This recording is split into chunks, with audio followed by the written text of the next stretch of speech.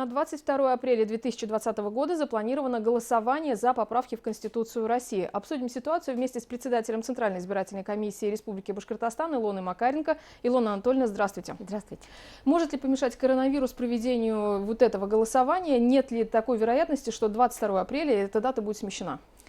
К сожалению, такая вероятность есть, и, к сожалению, не потому, что мы не готовы там или что-то, а действительно эпидемиологическая ситуация, она находится вот в таком пока непонятном состоянии, ее развитие тоже вот как бы сдерживается, и в то же время есть заболевшие, поэтому все будет зависеть от развития этой ситуации, потому что никто, конечно, не будет подвергать опасности заражению наших граждан, и, естественно, если будет необходимость, то день голосования будет отодвинут на более поздний срок. Можете ли вы объяснить разницу голосования за поправки в Конституцию от других выборных кампаний, которые проходили и в Башкортостане, и в России? Голосование за поправки в Конституцию, так скажем, о поправках в Конституцию, это своего рода уникальное такое мероприятие, которое проводится впервые, и регламентируется оно не тем законодательством, которое предусмотрено для референдума и для выборов, в принципе, а отдельным указом, который был подписан 17 марта этого года, и порядком проведения общероссийского голосования, который ЦИК России утвердил 20 марта. Здесь характерно что? Это сжатые сроки, во-первых, это иной порядок, соответственно, голосования, то есть есть и кроме традиционных иные формы голосования, это и так называемое досрочное голосование, голосование вне помещения, ну плюс к этому еще и эпидемиологическая ситуация тоже подвела к тому, что внесла коррективы определенные. Поэтому вот общероссийское голосование, не референдум, не выборы, у нас нет избирателей, у нас есть голосующие. Вот, оно, конечно, уникальное в своем роде мероприятие и будет проводиться иначе, чем все остальные выборные у нас события. Илона Анатольевна, мы видели, что Центральная избирательная комиссия России опубликовала бюллетень, там будет два варианта ответов, да, нет. Почему именно такая форма выбрана? Расскажите, пожалуйста.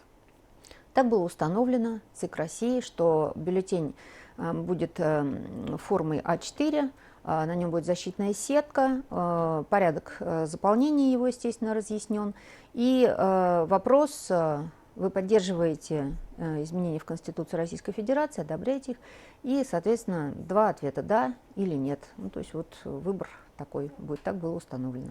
Но избирателям нужно также с паспортом. Голосующим, хорошо. Голосующим нужно также с паспортом прийти на избирательные участки.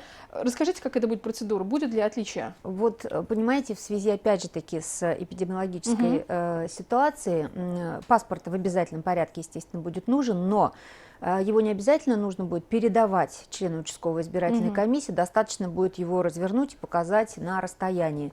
И вообще принимаются такие меры у нас для того, чтобы, опять же таки, не подвергать, в случае, если голосование все-таки будет проходить, не подвергать опасности заражения.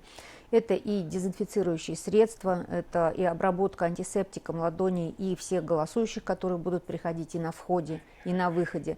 Плюс к этому обработка ручек женских сумочек, столов, ручек и так далее. То есть то, за что может быть контакт граждан в помещении быть произведен. Кроме этого, рекомендуем не вывешивать в кабинках шторки, чтобы тоже лишний раз не было контакта.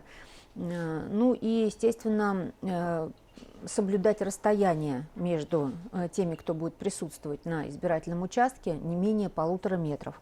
Проветривание. То есть мы продумываем все механизмы, чтобы максимально обезопасить это проведение голосования. И, естественно, сейчас проводим видеоконференц-связи, потому что не собираем людей вместе, а так по районам проводим конференции с обучением и порядком голосования в день голосования. Если на дому будут приходить к голосующим, то сколько человек, и как их распознать? Что это действительно люди, которые пришли узнать, и принять голос. Да. Значит, действительно у нас предусмотрено голосование вне помещения голосования, то есть дома, и обратиться, так сказать, за помощью в таком плане, здесь может быть любой, у кого есть уважительная причина для этого. Ну, в конце концов, может быть, с детьми некому находиться в данное время, и удобно, чтобы пришли с участка проголосовали. Значит, будут приходить один член участкового, возможно, один член участковой избирательной комиссии и обязательно 2 наблюдателя с переносным ящиком, соответственно, с бюллетенем. Заявление можно подать как письменно, так и устно, чтобы пришли домой для голосования. Ну, естественно, это маски, естественно, это антисептические средства, ручки. Ну, по желанию можно своей ручкой, в конце концов, просто расписаться.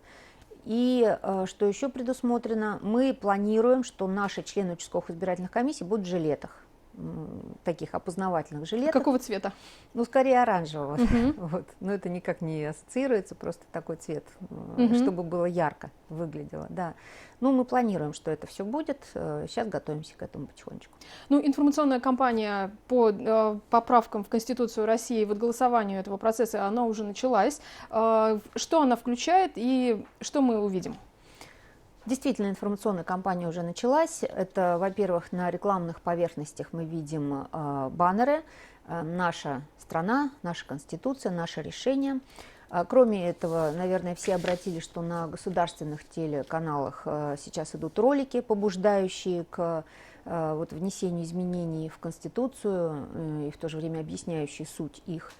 Ну, кроме этого, естественно, что это будут у нас наши члены участковых избирательных комиссий будут ходить по домам, по квартирам, в то же время разъяснять порядок голосования, дату, время, место голосования и предлагать такие рекламные ролики о том, что будет проходить 22 апреля, если это будет проходить, и для каких целей.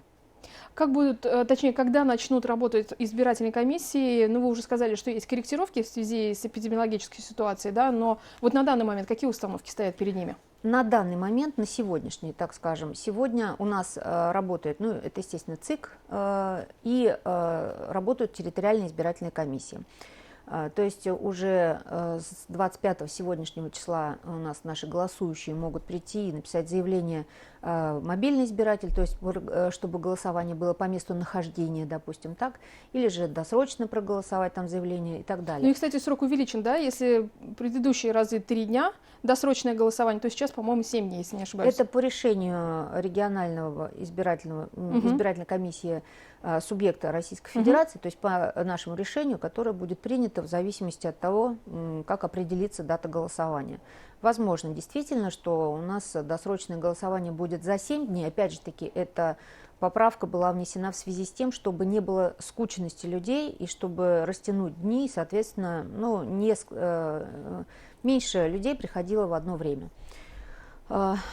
Поэтому все территориальные, как я сказала, уже работают, а участковые мы пока временим, опять же таки, до определения с датой, хотя они тоже должны были уже выйти на работу, но тем не менее, пока идет и карантин, и все прочее, мы решили, что есть время еще подождать. А время подождать до какой даты? Дедлайн можете назвать? Ну, понимание вообще есть это? Вот на сегодняшний день у нас есть указ, есть порядок проведения общероссийского голосования. И перед нами пока стоит только дата 22 апреля. Но я думаю, что вот в течение этой недели развитие эпидемиологической ситуации уже даст определенную картину, которая сможет принять решение об либо сохранении этой даты, либо об ее отсрочке. Ждем этой недели, так сказать, конца этой недели. Илона Анатольевна, объем финансирования процесса голосования за поправки в Конституцию, какой он, и основные расходы на какие части у нас будут направлены? Финансирование общероссийского голосования, оно проводилось аналогично финансированию выборов президента Российской Федерации. Нам из федерального бюджета поступило 457 миллионов рублей. И основную долю из того, что нам поступило, мы все-таки планируем отдать на вознаграждение членам участковых территориальных избирательных комиссий. У них работа все-таки предстоит большая, домовые обходы, работа досрочно будет за несколько дней. То есть работа предстоит большая, поэтому я считаю, что будет целесообразно, если мы большую часть суммы этой направим на заработную плату. Но мы такой возможностью стали обладать только после того, как из регионального бюджета нам тоже выделили средства, чуть больше 50 миллионов рублей, которые мы смогли направить на информирование, на закупку канцелярских товаров, ну и всех прочих необходимых для этого мероприятия принадлежностей материально-технического обеспечения. Мы знаем, что активное участие в подготовке к голосованию принимает Общественная палата России, но и в том числе Общественная палата Башкортостана, которые готовы предоставить своих наблюдателей. Кто еще может стать наблюдателем и вообще какие задачи перед ними стоят? Здесь немножко не так. Как? Общественная палата формирует пул наблюдателей. То есть любой может обратиться в общественную палату и стать наблюдателем. То есть они просто формируют наблюдательский пул, и который будет у нас присутствовать в день голосования и до этого дня на избирательных участках. Международные могут быть наблюдатели? Нет, Ожидаете? у нас не предусмотрены Из-за, опять-таки, коронавируса? Ну, и в том числе, да, из-за этого. Мы знаем, что на выборах главы региона участки работали избирательные с 8 до 22. Будет ли смещен такой же график в этот раз, либо они будут работать до 20:00? В связи с тем, что у нас будет 3 дня, ну, на сегодняшний день пока 3 дня досрочного голосования, мы планируем график работы 22 апреля обозначить с 8 до 20 часов, вот, и потом проводить уже подсчет голосов. Спасибо большое, Илона Анатольевна. Я напомню, что гостем программы «Интервью» в эфире башкирского спутникового телевидения была председатель Центральной избирательной комиссии Республики Башкортостан Илона Макаренко, и мы говорили о предстоящих планах по проведению голосования за поправки в Конституцию России 22 апреля.